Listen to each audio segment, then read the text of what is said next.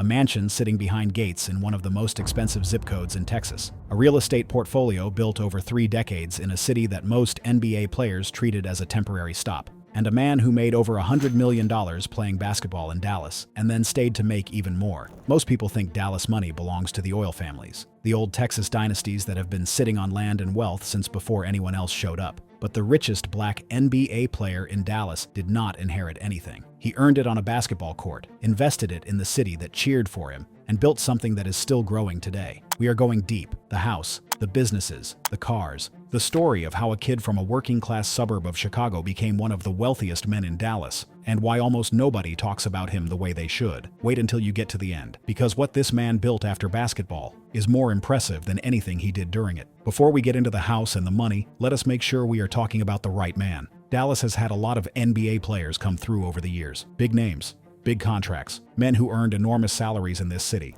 and left without planting a single root. They took the money and moved on to the next team, the next city, the next check. And then there are the ones who understood something different, who looked at Dallas not as a stop on the way to somewhere else, but as the destination itself, who treated their NBA checks like seed money, the beginning of something, not the thing itself. The richest of them all is Michael Finley. Now, if you grew up watching basketball in the 90s and early 2000s, you know that name. You remember number 4 in a Mavericks uniform. You remember the silky shooting stroke. You remember the 2 All-Star selections and the years when Finley was the best player on the floor every single night in Dallas.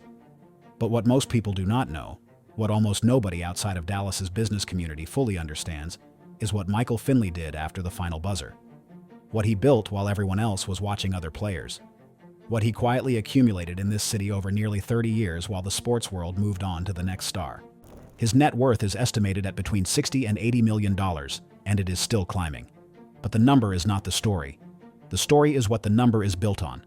Real estate, business ownership, community investment, a network of relationships in one city built over 3 decades of choosing Dallas when he could have chosen anywhere else. This is his story. Where it started. Michael Finley was born in Melrose Park, Illinois in 1973. Melrose Park is a working-class suburb sitting west of Chicago. Not the glamorous Chicago of the Magnificent Mile or the wealthy North Shore. A neighborhood where people work hard, raise families in modest houses, and understand that nothing arrives without effort. His parents worked. The household was stable but not comfortable in the way that allowed for any sense that the future was guaranteed. Michael grew up knowing that his basketball ability was a ticket, and that tickets expire if you do not use them correctly. He used it correctly. He went to the University of Wisconsin and developed into one of the most complete shooting guards in college basketball. Smart, consistent, defensively serious. The kind of player coaches describe as fundamentally sound.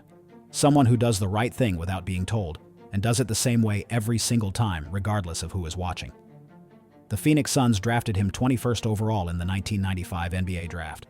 He played 2 seasons in Phoenix before a trade sent him to Dallas in 1996 as part of a package that at the time seemed unremarkable. What happened in Dallas was anything but unremarkable.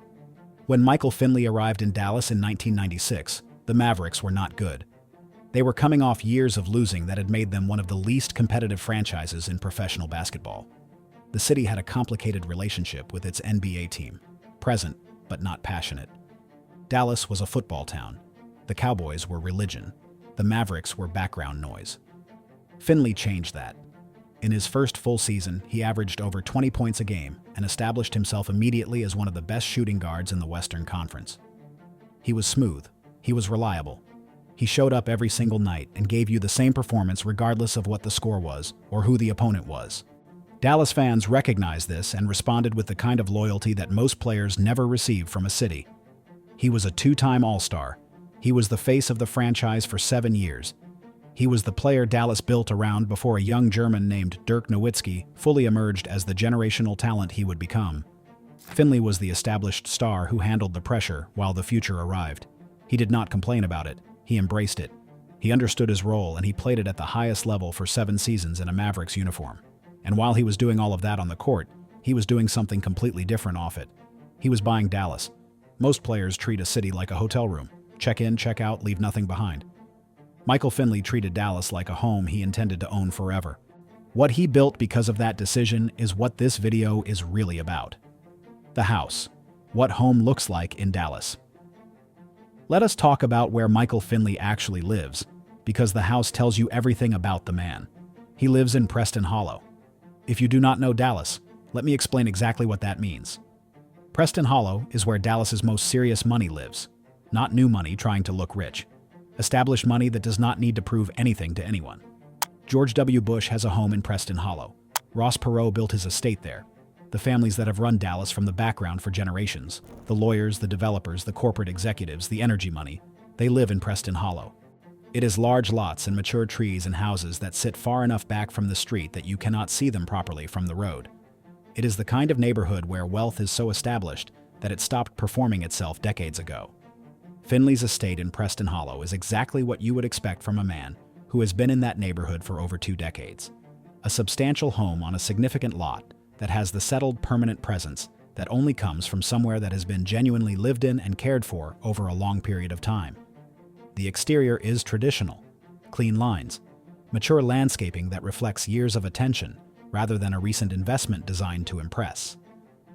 When you come through the gates and pull down the driveway, the first thing that hits you is how rooted it looks. Not a mansion built to make a statement, a home built to last. Inside, the proportions are generous without being theatrical. High ceilings, hardwood floors throughout the main living areas, large windows that bring the Preston Hollow landscape inside. The living spaces are arranged for actual use, furniture built for comfort, rooms designed for the kind of life that happens when a family is genuinely at home rather than performing for visitors. The kitchen is serious, a large island in the center, professional appliances, the kind of setup that reflects someone who understands that the kitchen is where a household actually lives. Not a showpiece, a working room.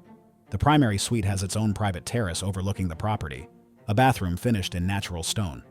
The kind of space that reflects someone who values genuine comfort over the appearance of luxury. Outside, the property opens up in a way that reminds you of how much land Preston Hollow allows. A pool positioned to look out over the lot rather than being the center of attention. A covered outdoor entertaining area with the kind of setup that works for a crowd or for a quiet evening with close friends. Mature trees that have been growing on this property since before Finley arrived, and that give the outdoor space a privacy and a weight that no amount of money can buy quickly. This is a home that belongs to its owner, not a property purchased to signal wealth. A place chosen because it is where someone intends to spend their life. If you think Preston Hollow is impressive, and wait until you understand the real estate portfolio sitting underneath it. Because the house is just where Michael Finley sleeps. The empire is what surrounds it. Subscribe to the channel. We cover black wealth stories every single week. The real estate, 3 decades of buying Dallas. Here is where the story gets serious. When Michael Finley started earning real NBA money in Dallas, he made a decision that separated him from almost every player of his generation. He decided Dallas was not just where he worked, it was where he was going to build his life. And that decision had immediate financial consequences, because it meant every dollar he invested went directly into the city he was already in. Dallas in the late 90s was good. It was not yet what it is today. The corporate infrastructure that has made Dallas one of America's premier business cities, Toyota, Goldman Sachs, Charles Schwab, AT&T, Amazon, much of that was still coming. The growth that would push Dallas real estate into the stratosphere was still building momentum. Finley saw it coming, and he bought. He started acquiring property in Dallas during his playing career and never stopped. Residential investment properties in neighborhoods that have exploded in value as the city has grown. Commercial holdings in corridors that the corporate relocation wave transformed from ordinary business strips into genuinely valuable real estate. Land in areas that Dallas's outward expansion eventually reached and made valuable. Every corporate relocation brings executives, employees, and families who need housing. Every new campus creates demand for the neighborhoods around it. Every new resident pushes established neighborhoods like Preston Hollow higher as the people who can afford quality push further into the established areas. Finley was in position before almost all of this happened. He bought when prices reflected a good regional city rather than the booming national business destination Dallas has become. His real estate portfolio across the Dallas-Fort Worth metroplex today is conservatively estimated at between $20 and $40 million in current value. That number appreciates every year he holds it. The income it generates from rental properties and commercial leases compounds alongside the appreciation. He bought right. He bought early. He held through multiple market cycles without panicking. And Dallas rewarded him the way Dallas rewards everyone who understood what it was becoming before it fully became it. The amnesty, the move that changed everything. In 2005, the Dallas Mavericks made a business decision that turned out to be one of the most significant financial moments of Michael Finley's life. The team used the NBA amnesty provision to waive him. He had a large contract, and the franchise needed cap space to continue building the roster around Dirk Nowitzki. Being waived sounds like rejection, a public signal that the team has moved on and you should too. In this case, it was the opposite. Under the amnesty rules, the Mavericks were still required to pay Finley the full remaining value of his contract, approximately $30 million, even though he was no longer on the team. He collected every single dollar while signing with the San Antonio Spurs for a veteran minimum salary. Then he won an NBA championship with San Antonio in 2007. Think about what happened. He got his ring. He got his full Dallas contract paid simultaneously. He moved to a contending team on a minimum deal. And he continued living in Dallas and managing his Dallas investments throughout all of it. He has said this period clarified everything he believed about understanding your contracts and knowing your rights inside the collective bargaining agreement. The amnesty worked perfectly in his favor because he had advisors who understood the details. That $30 million Dallas payout went directly into his investment infrastructure, not into a celebration, into Dallas real estate and business investments that are worth multiples of their original value today. Getting amnestied turned out to be one of the best things that ever happened to his bank account. $30 million from Dallas while collecting a championship in San Antonio. That is the kind of move that only works when you have the right people around you and the discipline to invest instead of spend. The business empire, beyond the buildings. Real estate is the foundation. But what Finley built in Dallas extends well beyond property. His restaurant and hospitality investments in the Dallas area use both his capital and something that money cannot directly purchase. His name recognition in a city where he spent 7 years as the most beloved athlete in the building. The Finley name means something in Dallas in a way it would mean nothing in a city where he was just passing through. Dallas people of a certain generation light up when they see him. That genuine warmth has real commercial value, and he understood it from the beginning. He has been involved in financial services and investment advisory work that reflects something most athletes never develop: a genuine understanding of how wealth is built and destroyed, and the specific ways that high-earning athletes fall into the destruction pattern rather than the building one. He watched it happen repeatedly during his career.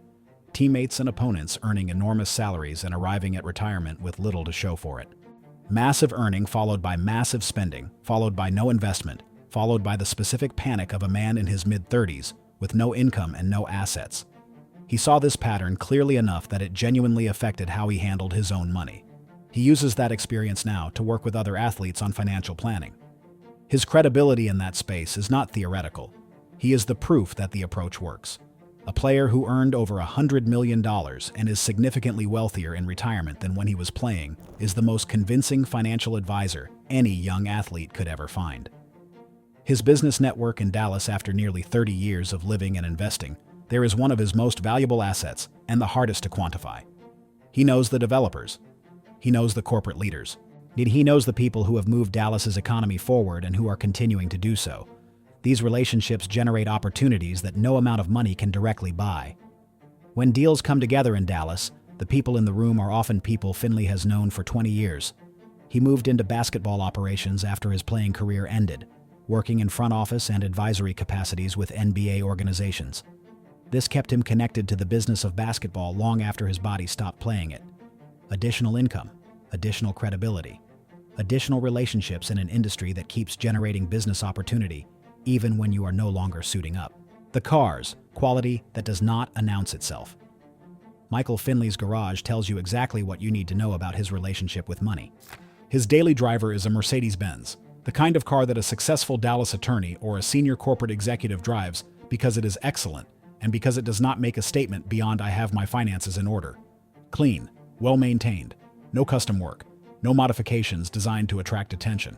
He has an SUV for Dallas's roads and the trips between his various properties, a Range Rover or an Escalade depending on the occasion, the kind of vehicle built for genuine use rather than display.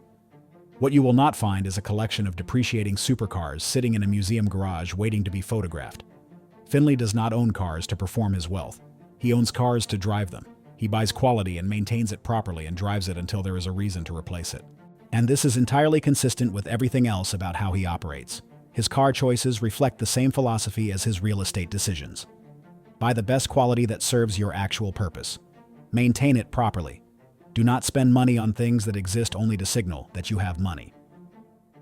How he actually lives. Preston Hollow tells you the full story of how Michael Finley moves through Dallas. He is not the loudest person in any room. He has been in this city long enough and built enough that his presence does not require volume. The neighborhood knows him. The business community knows him. The Dallas people who watched him play in the 90s and 2000s see him at restaurants and at community events, and approach him with the specific warm recognition that only exists between a city and a player who genuinely gave it something. He shows up at charity events without a press entourage. Youth basketball programs in Dallas have benefited from his involvement because he believes in them, not because the cameras are there. He grew up in a working-class neighborhood, and he understands what access to the right program at the right age can do for a kid who has talent, but no roadmap. He dresses like what he is, a serious Dallas businessman who used to play basketball. Well-tailored, clean, professional. He shows up looking like someone who takes himself seriously and expects rooms to receive him that way. They do. His children grew up in Dallas. His family is rooted in this city in the way that only happens when someone makes a genuine permanent decision about where their life is going to be built. He made that decision in 1996 when a trade brought him here, and most people assumed it was temporary. It was not temporary, it was the plan. What it all adds up to, his NBA career earnings totaled over $107 million. Public record: $107 million earned playing basketball across 12 professional seasons. His Dallas real estate portfolio in today's market is estimated at between $20 and $40 million in current value, and appreciating every year he holds it. His business investments across Dallas-Fort Worth: hospitality, financial advisory, commercial real estate, basketball operations work, add further tens of millions in asset value, and generate annual income that does not require him to bounce a ball. His total net worth estimated at between $60 and $80 million. Growing, not shrinking. Every year larger than the year before because the assets he holds are appreciating, and the relationships he maintains keep generating opportunity. Compare that to the average NBA player. Career lasts less than 5 years. A significant percentage face serious financial difficulty within 5 years of retirement, regardless of how much they earned while playing. The money comes fast and leaves the same way if there is no structure underneath it. Finley played 12 seasons, invested in one city consistently for 30 years, built business relationships that compound the same way real estate does, and is now in his early 50s, watching his net worth grow in a city that has become one of America's most valuable real estate markets, while he already owns a significant piece of it. That is not luck. That is what financial discipline looks like over 3 decades when it is applied consistently without deviation. $107 million earned, $60 to $80 million still building. Most players are in financial trouble within 5 years of retiring. Finley is richer now than when he was playing. That is the whole story right there. The legacy, what Dallas owes this man. Here is the honest truth about Dallas and Michael Finley. When he arrived in 1996, the Mavericks were irrelevant. They were losing. The city tolerated its NBA franchise without embracing it. Basketball was not Dallas's sport. Everyone knew that. Finley made Dallas care about basketball. He showed up every single night and played like the game owed him something. He put up numbers and gave effort that made people who had never watched an NBA game want to be in the arena. He was the player who got Dallas to fall in love with its own team before that team had given them much reason to. Everything that followed, the Dirk era, the 2011 championship, the Cuban ownership that turned the Mavericks into one of the NBA's most respected franchises, the playoff runs, the All-Star games hosted in Dallas. All of it traces back to the foundation of credibility and fan investment that Michael Finley built in the late 90s and early 2000s when nobody else was doing it. And then when the playing was done, he stayed. He did not take his name and his money and his reputation and go build something somewhere more obvious. He stayed in Dallas and used everything he had to continue building inside it. Real estate, business, community work, relationships. Athletes pass through cities constantly and take from them. Michael Finley came to Dallas, gave everything he had on the court for 7 years, and then spent the next 20 years giving more off of it. In a city that has produced oil billionaires and technology fortunes and real estate dynasties, Michael Finley might be the most important wealthy black man Dallas has produced through professional basketball. Not because of the number, because of the relationship between the man and the city. He did not just get rich in Dallas, he made Dallas richer. From a modest household in Melrose Park, Illinois, to a Preston Hollow estate in one of the most expensive zip codes in Texas. From being traded to Dallas in a package that seemed unremarkable to becoming the face of a franchise and the foundation of a business empire. From a $100 million career to a net worth that grows every single year in retirement. Michael Finley is not the loudest name in Dallas wealth. He does not need to be. Loud people are usually trying to convince you of something. Finley has nothing to prove. The work is done. The assets are real. The legacy is locked. He is proof that the greatest investment any athlete can make is not in the fastest car or the biggest watch or the most impressive nightclub table. It is in a city, in a community, in the people around you. If you invest in them and they invest back, the returns are bigger than anything you will find anywhere else. Dallas gave Michael Finley a basketball court and a paycheck. Michael Finley gave Dallas 30 years of his life and everything he had, with interest. Which part of his story hit you the hardest? Drop it in the comments below. And if you want more stories about black wealth that never gets talked about the way it should, subscribe to the channel. We are just getting started.